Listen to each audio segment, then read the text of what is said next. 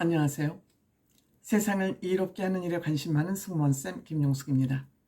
지금 대한민국에서 국민들을 속 시원하게 기분 좋게 하는 정치인은 한동훈 장관 아닌가 그런 생각합니다. 물론 한동훈 장관을 싫어하는 얼간이들도 많이 있지만 지금 저는 한동훈이 대한민국 국민들을 위로하는 유일한 정치인 아닌가 저는 그렇게 판단합니다.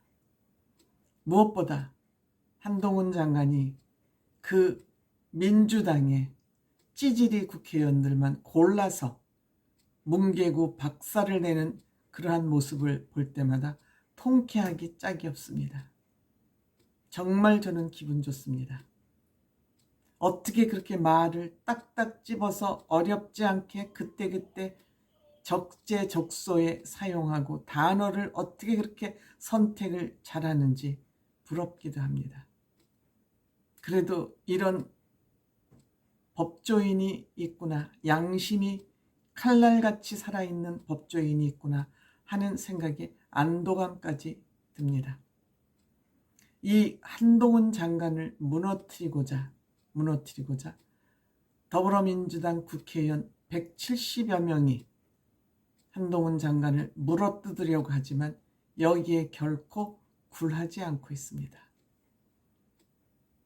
불의와 맞서서 싸우는 한동훈 장관의 모습은 정말 의인을 넘어서 뭐라 그럴까, 위인이 아닌가, 현대판 위인이 아닌가 하는 그런 생각이 들기도 합니다.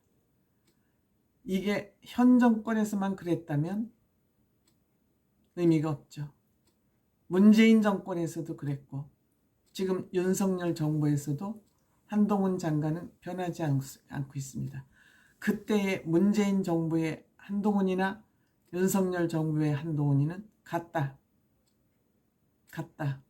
그런데 이 한동훈 장관을 보고 김의겸이라는 이 거짓말쟁이가 판판이 깨지면서 뭐라 그러냐? 예전에는 문재인 정부에 따른 조선 제1검이라고 그랬습니다. 왜? 적폐청산을 하니까, 박근혜 정부의 적폐청산을 하니까 조선의 제1검이라고 치켜세우더니 지금 김의겸이는 조선의 제1혀라고 깎아내렸습니다. 여기에 대해서 어떻게 생각하냐고 기자가 묻자 그때의 한동훈이나 지금의 한동훈이는 같다. 근데 여기에 나를 이렇게 다르게 평가하니 나한테 덕담을 해준 것으로 생각하고 나도 덕담을 한마디 해야 되겠다. 거짓말을 끊기 힘들면 좀 줄이기라도 해라. 그러니까 너는 거짓말쟁이다. 거짓말쟁이 헛소리 하지 말아라. 죽이는 멘트죠.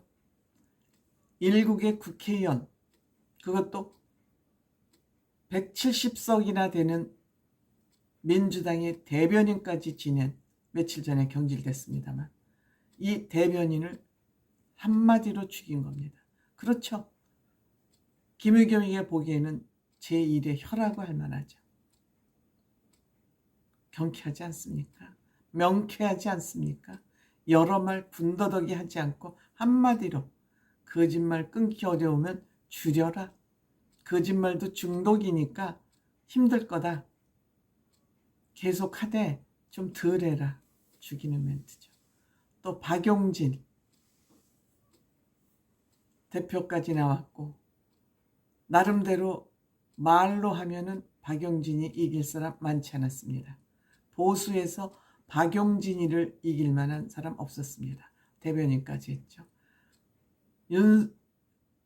한동훈 법무부 장관이 초등학생 화법을 쓰고 있다고 라디오에 나와서 이를 비판하자 국회에서 호통치다가 호통치지 말라고 지적받으면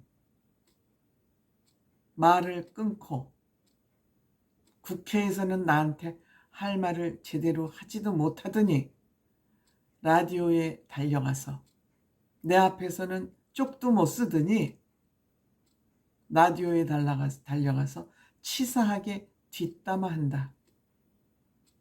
욕 뒤풀이를 하고 있다. 이게 아마 민주당의 유행인 것 같다. 싸잡아서 한 코에 보냈습니다. 여러 말 하지 않아요. 여러 말 하지 않아요. 그리고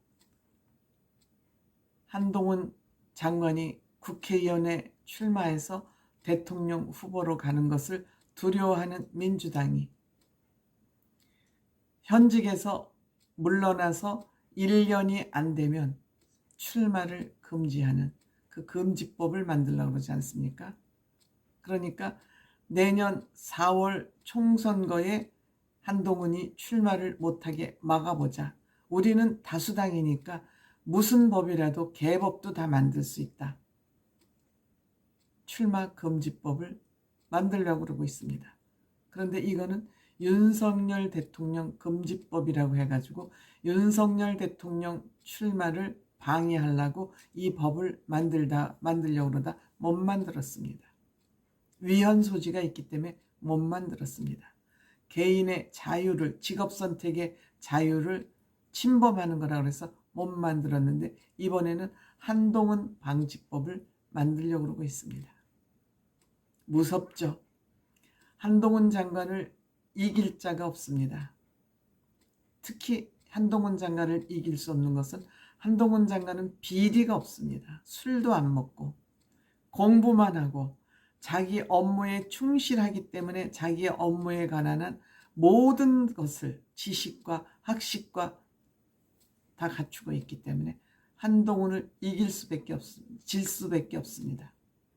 그러니까 한동훈 장관하고 국회에서 망신을 당하고 나가서 라디오에 가서 헛소리를 짓거려대고 있는 것입니다. 이렇게 헛소리를 짓거려대니 기자들은 그것을 취재를 해가지고서 한동훈 장관한테 어떻게 생각하냐, 그거에 대해서 어떻게 평가하냐, 당신 이렇게 지저댔는데, 당신을 찍어 누르고 지저댔는데 어떻게 생각하냐 물어보면 답해야죠. 법무부 장관이라고 점잔 떨 필요 뭐 있습니까? 그건 점잔 떠는 게 아니라 비굴한 거예요. 해야 될 말을 안 하는 건 점잔을 떠는 게 아니라 비굴한 거예요. 그러니까 한동훈 장관, 나는 국회에서건 어디건 정상적으로 질문을 하는 사람한테는 정상적으로 정중하게 답변한다. 정상적인 질문에는 정상적으로 답변한다. 하지만 미친 질문에는 내가 반박할 수밖에 없다. 미친 질문에는 나도 들이받는다. 라는 얘기를 하는 거예요. 왜 국회의원은 장관을 윽박질러야 됩니까? 왜 장관은 그 윽박질름을 받으면서도 죄송합니다, 잘하겠습니다, 알아보겠습니다, 이 대답밖에 못할까요? 약점이 있고 부처의 예산을 한 푼이라도 더 뜯어와서 돈을 많이 쓰고 싶은 그 잠재된 욕심이 있기 때문에 국회의원들한테 고개 숙이는 거예요. 장관이 꼭 돈을 많이 써야만 잘합니까? 모든 장관 마찬가지입니다. 국회가 예산을 주물럭거리고 예산을 줄까 말까 하고 예산을 쓰고 난 다음에 감독해야 되니까 장관이 정당하게 예산을 받아다가 투명하게 정정당당하게 예산을 집행했으면 국회의원들 앞에서 떳떳하지 못할 이유가 뭐가 있습니까? 떳떳하지 못하니까 찍힐까봐, 손해볼까봐 죄송합니다, 안 그러겠습니다, 잘 알아보겠습니다, 잘하겠습니다, 이렇게 비굴한 모습을 보여온 것이 그동안의 꼰대 정치인들의 행태였어요. 꼰대 장관들의 행태였어요. 그런데 어느 별에서 왔는지 한동훈이라는 별이 뚝 떨어지고 나서는 국회에 나가서 쪼랑쪼랑 말대꾸를 다 하니까 뭐 이런 장관이 있어? 라고 꼰대스러운 비판을 하고 있는 것입니다. 그런데 왜 나한테 야단치냐? 내가 너한테 야단 맞아야 될 이유가 뭐야? 호통치지 마. 국회는 질문하고 답변하는 곳이야. 왜 내가 대답하면 안 돼? 왜 내가 질문에 답변하면 안 돼? 왜 장관은 입 다물고 있어야 돼? 개 같은 소리 하지 마. 웃기지 마. 나 니네들한테 혼날 이유 없어. 멋지지 않습니까? 통쾌하지 않습니까? 앞으로 한동훈 장관의 진로에 대해서, 앞으로 정치 활동에 대해서 기대되어지는 바 큽니다.